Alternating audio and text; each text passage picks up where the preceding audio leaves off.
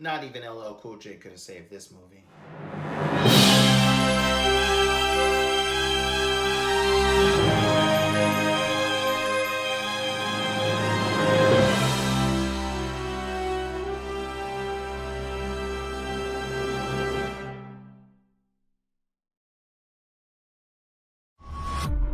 You know, the idea that great whites are these malicious killing machines roving the shorelines looking for some swimmer to chomp on is just pure fiction. You know, anytime there is a human attack, stay calm! It's just a case of mistaken identity. Come on, you guys!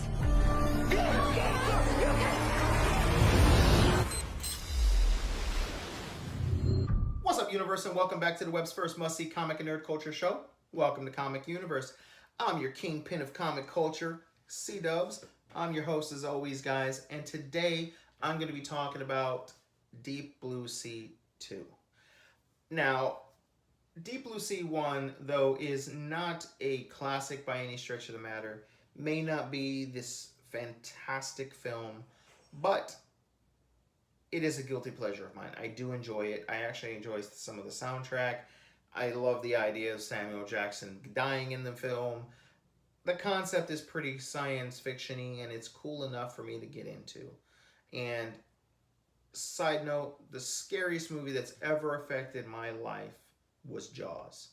As a kid, I saw it young. Whether I should have, shouldn't have, that's for another debate. I was scared of... It didn't stop me from going into water or taking baths or going to the bathroom or anything like that. But I was scared that always Jaws was going to find a way to get to me where there was water. It was something always in the back of my mind. There was a scene, or in my life, there was a swimming pool we used to swim at that I lived in Miami, Florida, and there was Biscayne Bay. It was here. There was maybe about 10 feet of concrete, and then there was my pool.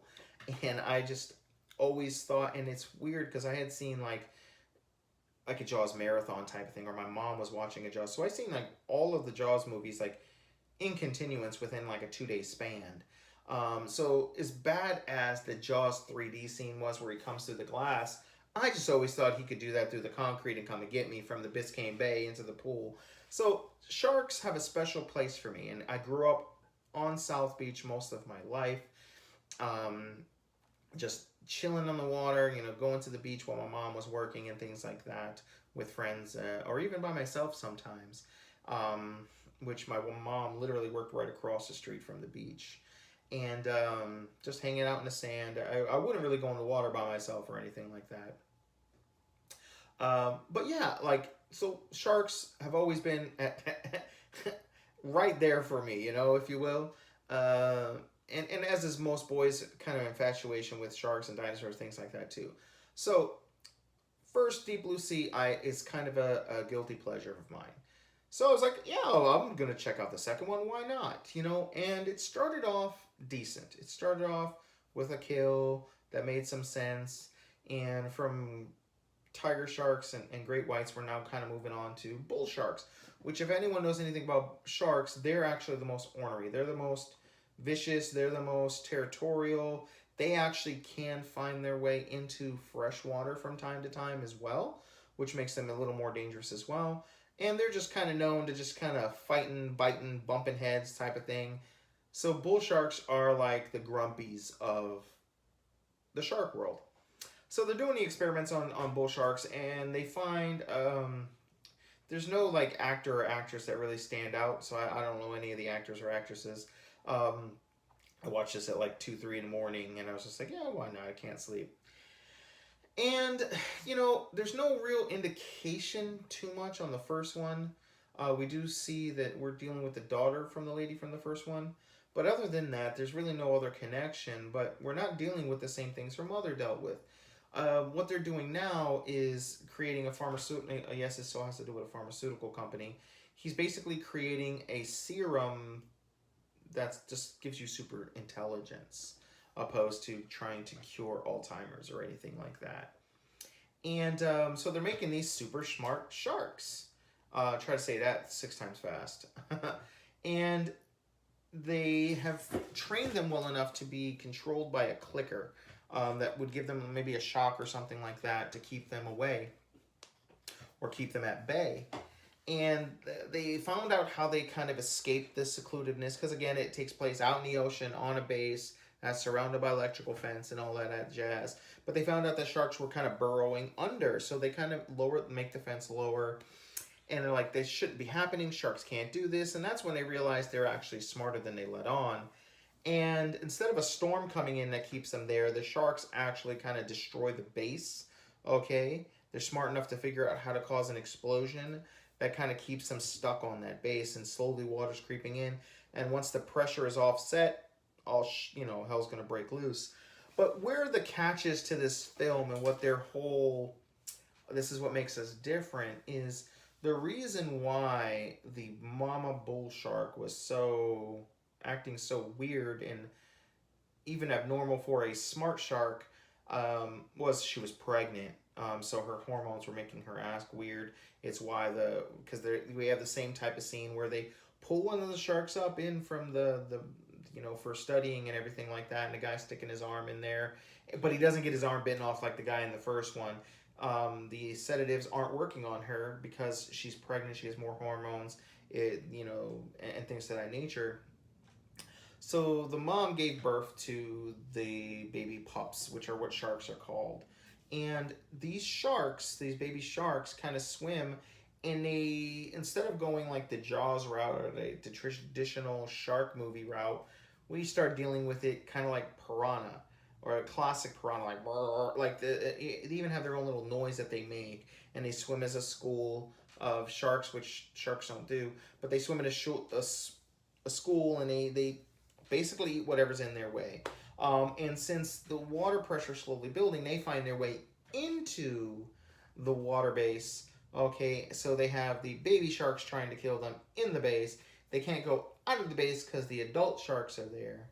And hijinks ensue. Everyone dies. People are dying left and right. There's a couple of cool little kills, I guess.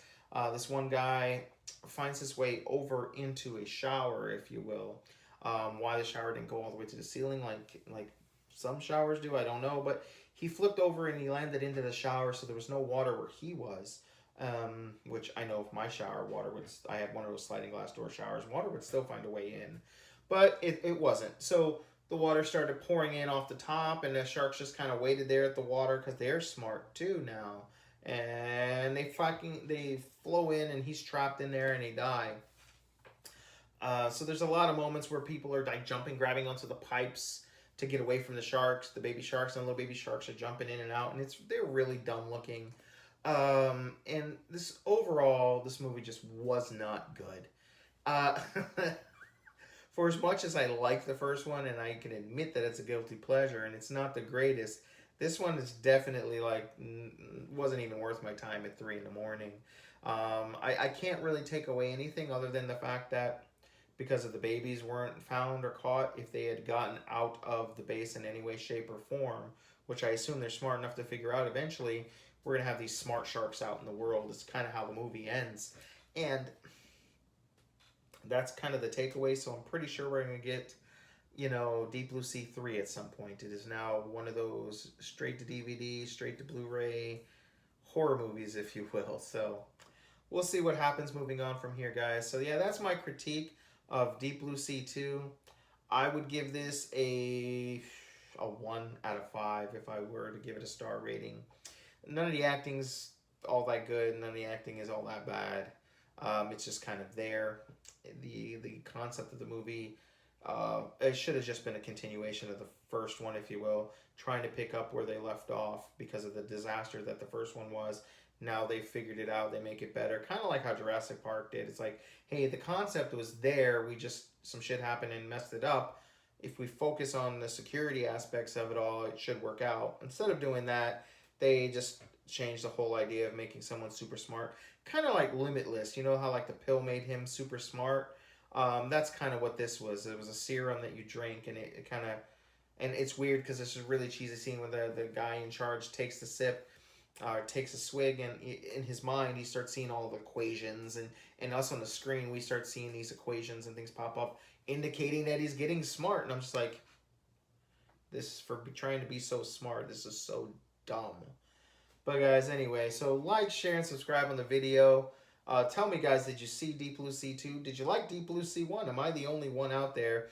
And yeah, even LL Cool J's song, Deepest Bluest, My Hat is Like a Shark's Fin. Love that song. I mean, it's not, may not be the best song ever, but the lyrical content of the song is actually really well put together. And LL is obviously a icon and a legend in the hip hop industry. So I really can't hate on that either. So, you know, did you see part 2? Did you like it? Was there anything redeeming to this movie for you guys? Do you think they're going to continue the franchise? Are you excited they're going to continue the franchise? Let us know in the comments below, as always, guys. And don't forget to click that bell, become part of the notification squad. And guys, until next time, I'll see you in the universe.